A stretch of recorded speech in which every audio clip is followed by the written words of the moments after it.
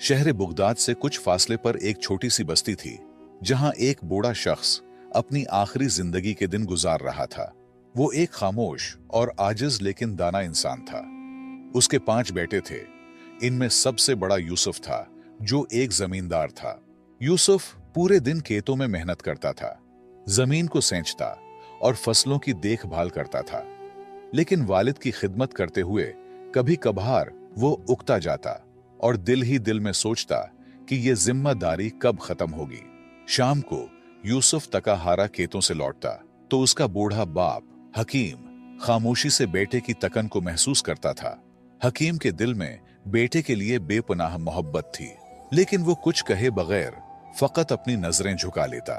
कुछ अरसा बाद हकीम अपने बेटे यूसुफ के रवैये में तब्दीली महसूस करने लगा।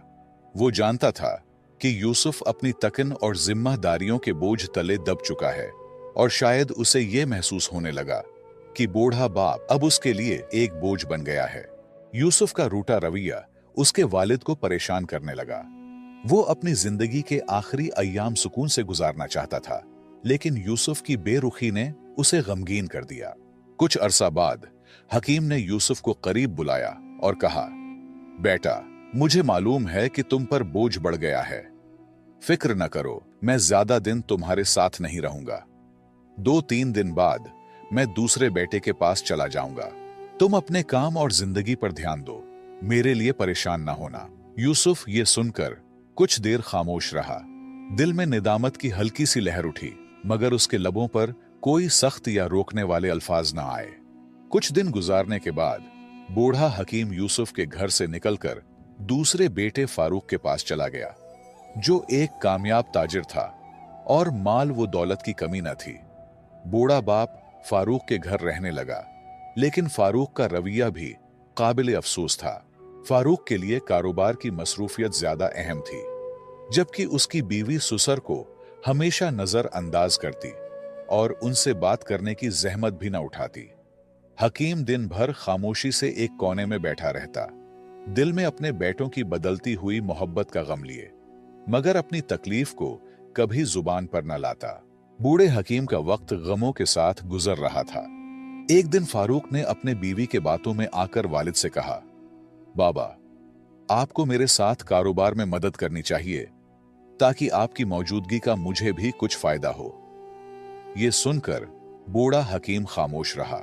उसकी झुकी हुई कमर, कमजोर हाथ और तका हुआ जिस्म इस बात की गवाही दे रहे थे कि वो अब किसी भी मेहनत के काबिल नहीं रहा। लेकिन उसने अपने बेटे की बात का बुरा नहीं मनाया, क्योंकि वो जानता था कि फारूक उसे सिर्फ जिम्मेदारी के पैमाने से देख रहा है, मोहब्बत के नहीं। सारी रात बूढ़े बाप की कांसी और दर्द भरी फरियाद से तंग होकर फारूक की बीवी ने कहा, यह बूढ़ा इंसान हमें मजीद परेशान कर रहा है। इनके और भी बच्चे तो है, वहां जाकर भी तो जिंदगी गुजार सकता है। फारूक भी एक कम ज़र्फ आदमी था। उसने अपने बूढ़े बाप से कहा, बाबा, अगर आप तंग हो तो कोई बात नहीं, चाहे तो दूसरे बेटे के पास चले जाएं, वहां आप सुकून से रहेंगे। आपके इलाज के लिए मैं पैसे भी दे दूंगा, फिक्र न करें। इन अल्फाज ने हकीम की इज्जत नफ्स पर एक और जख्म लगाया। फारूक ने मोहब्बत और तवज्जो की बजाय सिर्फ एक माकूल हल की बात की, जैसे बूढ़े वालिद की मौजूदगी का कोई एहसास न था, सिर्फ एक जिम्मेदारी का बोझ था जिसे उठाना पड़ा। बूढ़ा हकीम फारूक के हाथ से निकलकर तीसरे बेटे उस्मान के पास चला गया। उस्मान एक मेहनती किसान था और अपनी जमीनों पर काम करता था। उसने अपने वालिद का एहतराम किया, लेकिन उसके पास भी ज्यादा वक्त नहीं था। वो दिन भर खेतों में मसरूफ रहता और शाम को घर आकर बीवी बच्चों के साथ वक्त गुजारता। बूढ़े वालिद की बीमारी और दिल की गहरी उदासी पर उसका ध्यान कभी नहीं गया। उस्मान जब सुबह काम पर जाता तो उसकी बीवी हमेशा अपने बच्चों को सुसर के पास बिठाकर उनसे खेलने को कहती।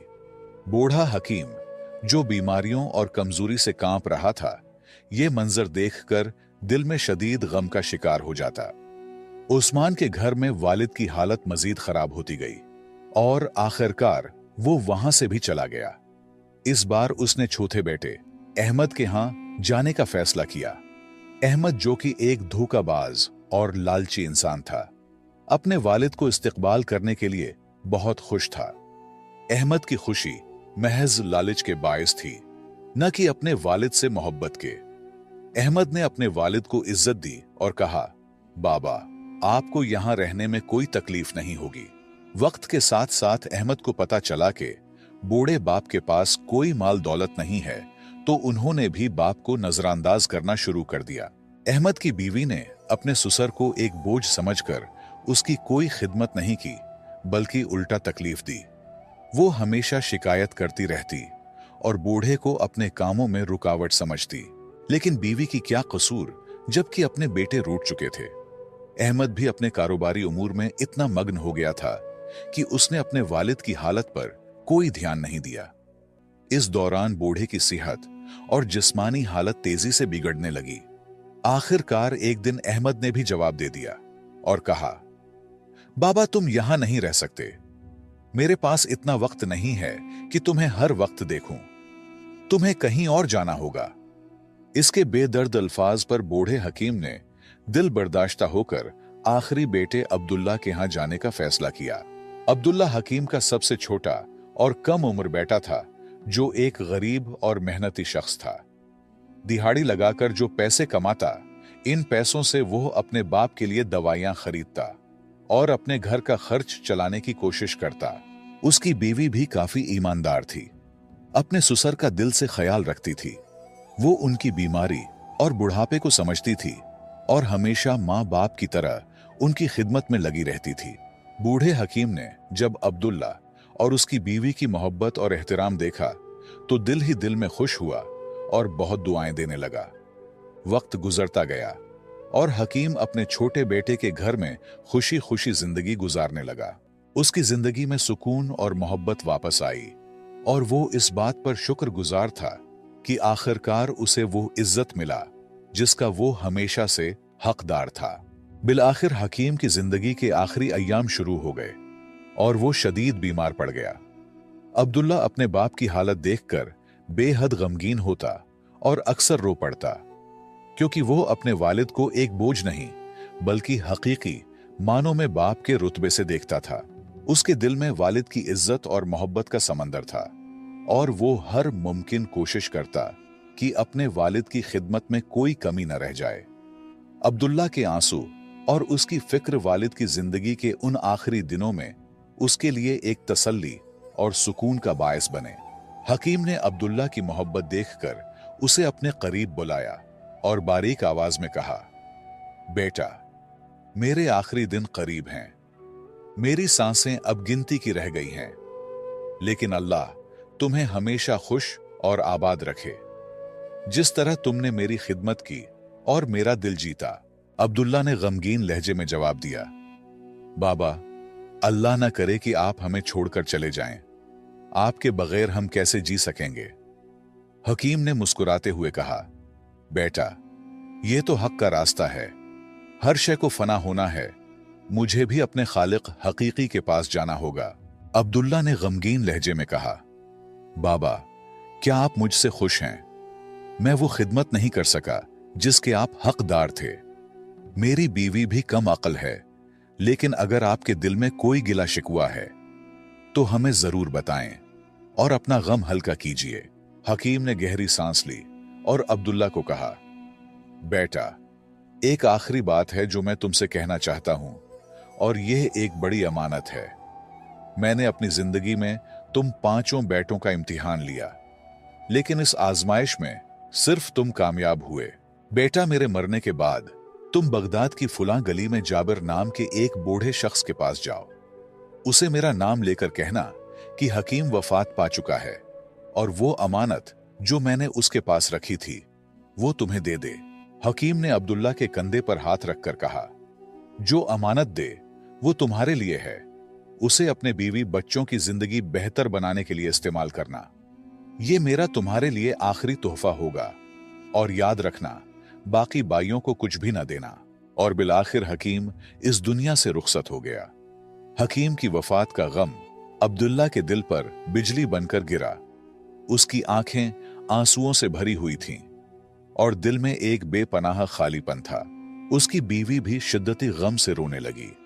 क्योंकि उसने हकीम की खिदमत दिल से की थी और उनका एहतराम किया था। अब्दुल्ला ने खुद पर काबू पाते हुए अपने भाइयों को खबर दी और उन्हें जनाजे में शिरकत की दावत दी। सब भाई जो कभी अपने वालिद को बोझ समझते थे, अब जनाजे में शरीक हो गए। अब्दुल्ला, जो हमेशा ईमानदारी और मोहब्बत का पैकर रहा, ने भाइयों से कहा, बाबा जान ने मुझे एक अमानत सौंपी थी। मुझे यकीन है कि वो कोई कीमती खजाना होगा, लेकिन इसमें सब भाइयों का हक है। हालांकि बाबा ने उसे सिर्फ मेरे लिए वसीयत की थी। भाई, जो दिल में कहीं ना कहीं लालच रखते थे, फौरन बोले, अब्दुल्ला, जाओ और अमानत ले आओ। फिर उसे हम पांचों भाइयों में तकसीम कर देना ताकि सबको बराबर हिस्सा मिले। अब्दुल्ला ने ठीक वैसा ही किया जैसा उसने कहा था। वो बगदाद जाकर अमानत ले आया। जब उसने संदूक खोला तो वो हैरत में पड़ गया। संदूक में बगदाद के मशहूर बाजार के कई कीमती दुकानों के कागजात, जवाहरात जो उसकी मां के थे, और बहुत सी अशरफियां मौजूद थीं।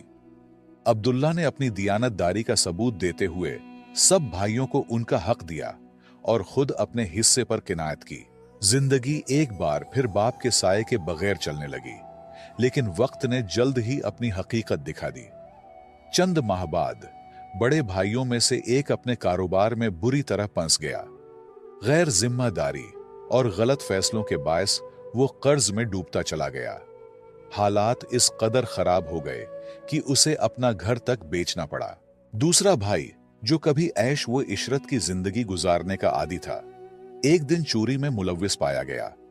काजी ने उसे जेल भेजने का हुक्म दे दिया और उसकी जिंदगी की सारी साख तबाह हो गई।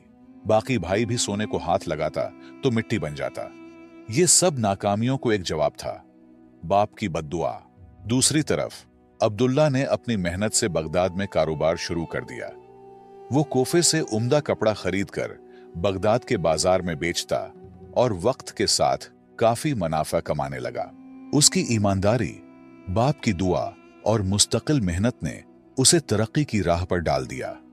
यहां तक कि वो अपने बाकी भाइयों की फिरोख्त करदा दुकानें खरीदने लगा और आहिस्ता आहिस्ता पूरे बाजार का वाहिद मालिक बन गया। जो भाई कभी खुद को दौलतमंद समझते थे, अब वक्त के मारे हुए अब्दुल्ला के दर पर सवाल करने आ गए। अब्दुल्ला, जो एक रहम दिल और मुशफिक इंसान था, उनकी मदद करता और उन्हें खाली हाथ वापस न जाने देता। उसका यह रवैया उसके वालिद की सिखाई हुई अखलाकियात का अक्खास था।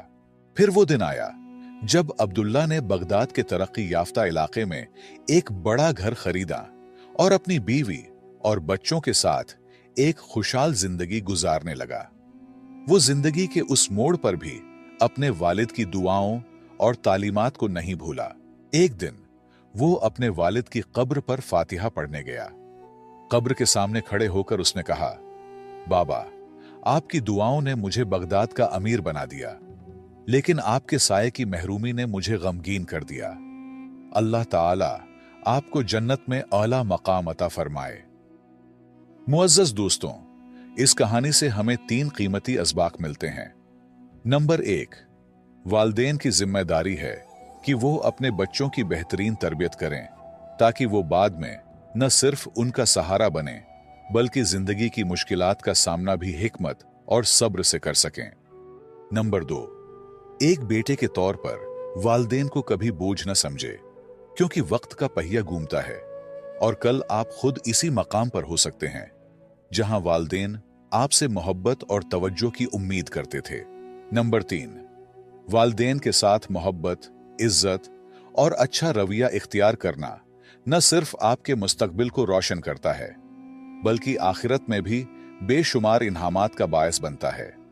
वालिद चाहे जैसे भी हो, उनकी खिदमत बेटे का फर्ज है, क्योंकि उनकी दुआएं ही आपकी जिंदगी का सबसे बड़ा सरमाया हैं।